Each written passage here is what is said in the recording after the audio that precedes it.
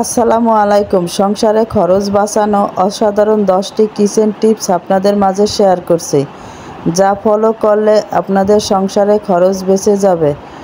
আশা করছি লাইক দিয়ে পুরো ভিডিওর সাথেই থাকবেন। আর আপনি যদি আমার চ্যানেলে নতুন হয়ে থাকেন, সাবস্ক্রাইব করে পাশে থাকবেন। আর অলরেডি যারা আমার বন্ধু হয়ে পাশে আছেন তাদেরকে অসংখ্য ধন্যবাদ। সংসারে খরচ বাঁচানো প্রথম টিপস, আমরা যদি প্রতিদিন কি খরচ হচ্ছে, কম না বেশি, এগুলো একটা কাগজে তুলে রাখি। যেমন আমি এখানে 5 লিটার তেল কত তারিখে আনা হয়েছে এটা লিখে নিয়েছি।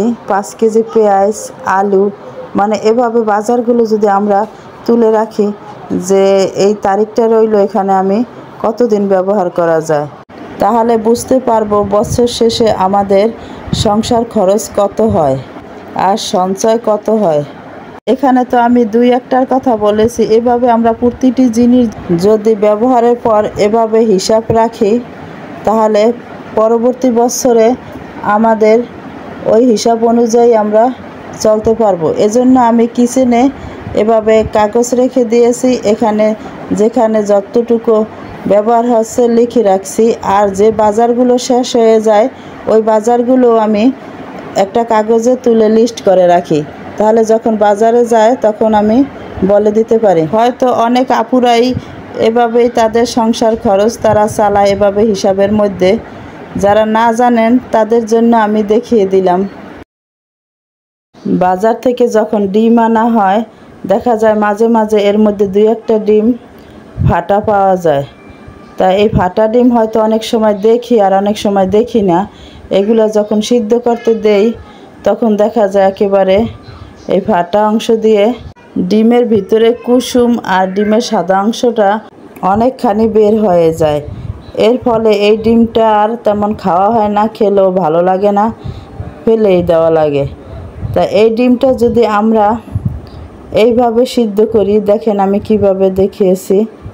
এই যে একটা পলি ব্যাগকে ভিতর সম্পূর্ণ দিয়ে ভালোভাবে বেঁধে একেবারে পলি ব্যাগটা সম্পূর্ণ ডিমের সাথে ভালোভাবে মুড়িয়ে দিতে হবে।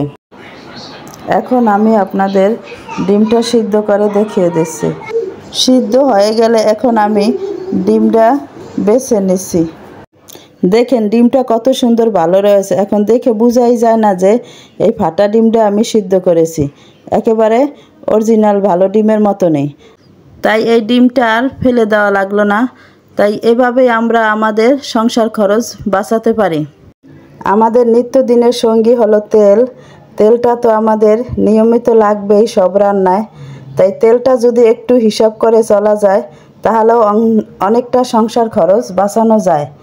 তাই আমি এই সয়াবিন তেল এই যে একটা গ্লাসে নিলাম আর আপনাদের দেখিয়ে দিচ্ছি। এতে করে আপনার তেলের খরচা কম হবে। দেখা যায় আমরা বিভিন্ন ভাজিপুরি করতে যাই, তেল অনেকটা ছিটে বাহিরে পড়ে যায়, এতে করেও তেল অপচয় হয়। তাই আমি দেখিয়ে দিচ্ছি, এই যে সয়াবিন তেলে এখানে আমি আধা চামচ লবণ মিশিয়ে নিচ্ছি। লবণটা তেলের ভিতরে ভালোভাবে মিশিয়ে নিচ্ছি। তেলটা ঘন হওয়ার কারণে লবণটা দিলে তেলটা একটু পাতলা হবে।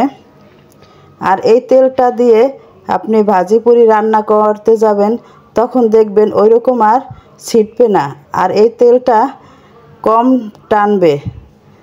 তাই এই তেলটা এভাবে যদি ব্যবহার করা যায় তাহলে আমরা অনেকটা তেল সেভ করতে পারি। এভাবেও আমরা আমাদের সংসার খরচ বাঁচাতে পারি। আমি এখানে এতটুকু তেলের মধ্যে এরকম আধা চামচ লবণ নিয়েছি। তেলটা আপনারা যতটুকু নেবেন ওইটার পরিমাণ বুঝে ওইভাবে লবণটা মিশিয়ে নেবেন, দেখবেন অনেকটা তেল আপনাদের খরচ কম হবে। এই টিপসটা অবশ্যই আপনারা বাসায় ট্রাই করে দেখবেন। আর আমার সংসার খরচ বাঁচানো 2 নম্বর টিপসটা কেমন হলো কমেন্ট করে অবশ্যই জানাবেন। এই যে বাজার থেকে সবজি আনার পরে আমরা বেশিরভাগ সময় এরকম পলিতে করেই ফ্রিজে রেখে দিই। এর ফলে কি হয়, দেখা যায় 2-1 দিন গেলেই এই সবজিতে পানি ছেড়ে দেয়, নষ্ট হয়ে যায়। তো এই সবজিগুলো যদি আমরা একটু যত্ন করে রাখি তাহলে আমরা কয়দিন রেখে চালাতে পারবো।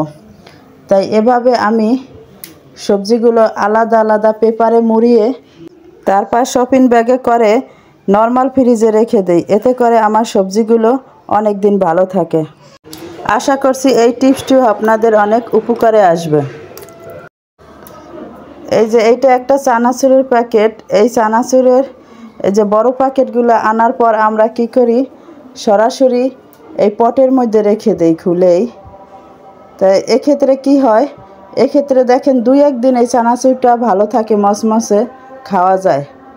এরপরেই কয়েকদিন গেলে এই চানাচুরটা দেখা যায় নষ্ট হয়ে যায়, আর ওইরকম আর স্বাদ আসে না, ভালো লাগে না। তারপরে ওই চানাচুরগুলো ফেলে দেওয়া লাগে। তাহলে এই চানাচুরগুলো যদি এইভাবে প্যাকেটের সাথেই, সুন্দর প্যাকেট যেখানে আমরা কেটে বের করে নিয়েছি ওটুকু একটু আটকিয়ে নিলাম, এরপরে প্যাকেট সহ যদি এই বক্সের মধ্যে রেখে দেই, দেখা যাবে এই চানাচুরটা অনেক দিন ভালো থাকবে। এই চানাচুরটা অনেক দিন একেবারে মচমচে সতেজ থাকবে, অনেক দিন রেখে আমরা চলতে পারবো। আশা করি এই টিপসটিও আপনাদের অনেক উপকারে আসবে।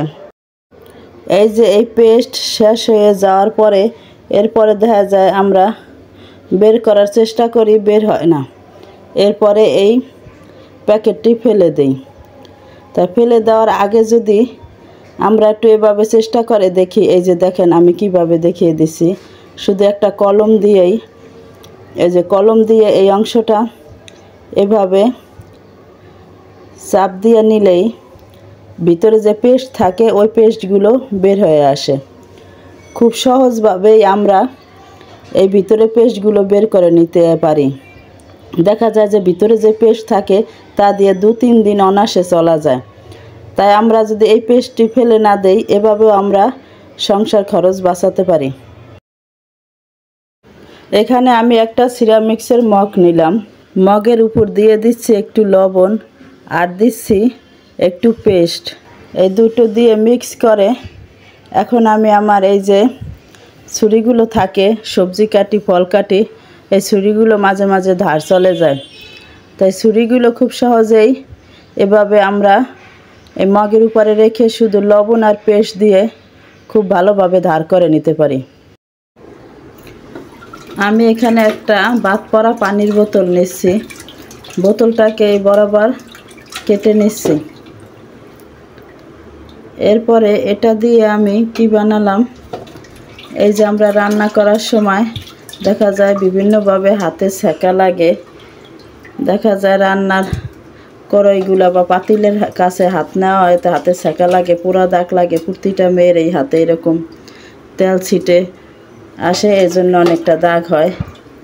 তা এভাবে যদি এই খুরচুনটা এভাবে এই বোতলের মুখের ভিতর দিয়ে তারপরে এভাবে যদি সব ভাজি পুরি আমরা কাছে যাইয়াও এভাবে সব উল্টিয়ে নেই, তাহলে আর হাতে কোনো ওরকম সেকা লাগবে না, কোনো তাপ লাগবে না হাতে।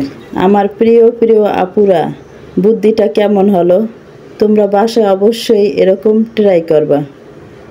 আশা করি টিপসটি আপনাদের অনেক উপকারে আসবে। এখন আমি আমার এই সিঙ্কটা পরিষ্কার করে নেব। শুধু আধা চামচ লবণ আর 1 টুকরা লেবু দিয়ে এই সিঙ্কটা আমি সুন্দর পরিষ্কার করে নেব, আর কিছু দিতে হবে না। এতে করে কি সিঙ্কটা জীবাণুমুক্ত হবে লেবু আর লবণের মাধ্যমে। আমরা তো প্রায় থালাবাটি ধোয়ার পরে শুধু ভীম দিয়ে ধুয়ে ফেলাই, কিন্তু মাঝে মাঝে যদি এভাবে একটু লেবু আর লবণ দিয়ে ধোয়া যায় তাহলে সিঙ্কটা অনেকটা জীবাণুমুক্ত হবে। দেখা যায় খাবার শেষে এরকম 1 টুকরা লেবু থেকে যায়, এগুলো পরে থাকে, ফেলে দেই। তাই এই ফেলে না দিয়ে এই 1 টুকরা লেবু দিয়ে সুন্দর আপনার সিঙ্কটা পরিষ্কার করে নিতে পারেন। এজন্য আলাদা আর কোনো ভীম সাবান কোনো কিছু দেওয়া লাগলো না। আসলে আমরা গৃহিণীরা এরকম একটু বুদ্ধি করে যদি চলি তাহলে সংসারে খরচ অনেকটা বাঁচাতে পারি। দেখেন আমার সিঙ্কটা কতটা পরিষ্কার হয়ে গেল। পরে থাকা 1 টুকরা লেবু দিয়ে কত সুন্দর সিঙ্কটা পরিষ্কার করে নিলাম। এই যে বাজার থেকে অনেকগুলো দেশি মাছ নিয়ে আসছে, 5 মিশালি, তার চেয়ে আরও বেশি হবে, কয়েকটা মাছ একসাথে মিল করে আনা হয়েছে। এই মাছগুলো খেতে অনেক মজা, কিন্তু কাটতে গেলে অনেক কষ্ট। এটা সবার ক্ষেত্রে, শুধু আমার ক্ষেত্রে মনে হয় না, সবাই খেতে পছন্দ করেন কিন্তু কাটতে গেলে দেখলে কষ্ট লাগে। তাই আমি তো এই মাছগুলো আমার নিয়ে আসছে, আমার কাজের আপাটা চলে গেছে, তারপরে ফাতিয়ার বাবা আসছে। এখন তো এই মাছগুলো দেখে আমার মাথা গরম হয়ে গেছে, কি করব। তারপর ভাবলাম তাই এর থেকে আমি বেছে আলাদা করি, যে মাছগুলো শক্ত একটু মজবুত, ওই মাছগুলো আমি যদি ফ্রিজে রেখে দেই, আর এর মধ্যে বেছে আমি যেগুলো নরম ফ্রিজে রাখলেও নষ্ট হয়ে যাবে, তো ওই মাছগুলো আমি বেছে আলাদা করে নিছি। যেমন পুঁটি মাছ, শিং মাছ, বাইলা মাছ, এরকম কয়েক ধরনের মাছ আছে, সব মাছের আমি নামও জানি না। ওই মাছগুলো আমি সম্পূর্ণ আলাদা করে নিছি। এখন কষ্ট হলেও আমি এই মাছগুলো কেটে নিচ্ছি, আর বাকি যে মাছগুলো আছে ওইগুলো তাজা থাকবে, ভালো ফ্রিজে রাখলেও কিছু হবে না, পরদিন কাটা যাবে। তো ওই মাছগুলো আমি ফ্রিজে রেখে দিচ্ছি, আর এই ছোট ডিশের মাছগুলো কেটে নেব, তাই ভাবছি আপনাদের সাথে শেয়ার করি। তো এইভাবে এটাও একটা টিপসের মতো, ধরেন কষ্ট করে একসাথে না কেটে আপনার যে মাছগুলো নরম নষ্ট হয়ে যাবে তাড়াতাড়ি, ওই মাছগুলো কেটে নিতে পারেন আগে, আর পরে আবার ফ্রিজে রেখে পরের দিন নিরিবিলি ওই মাছগুলো কেটে নিতে পারেন, দেখবেন ভালোই থাকে মাছ, একেবারে সতেজই। সংসারে খরচ বাঁচানো অসাধারণ 10টি টিপস আপনাদের সাথে শেয়ার করলাম। আশা করছি টিপসগুলো থেকে একটু হলেও আপনারা উপকৃত হবেন। এতক্ষণ ধরে আমার এই ভিডিওর সাথে থাকার জন্য আপনাদের অসংখ্য ধন্যবাদ। সবার সুস্বাস্থ্য কামনা করে এখানেই শেষ করছি। আসসালামু আলাইকুম।